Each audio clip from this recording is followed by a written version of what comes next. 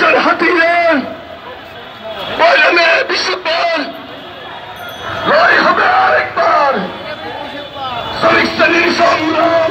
শুধু দর্শক, শ্রমিকরা পয়লা মে উপলক্ষে তাদের দাবি দেওয়া নিয়ে রাজধানী ঢাকা জাতীয় প্রেস ক্লাবের সামনে থেকে পল্টন মোড় হয়ে তারা একটি বিশাল র্যালি নিয়ে স্লোগান সহ তারা অতিবাহিত করছে, সেটা আমি ধারণ করলাম। তারা তাদের দাবির কথা বলছে।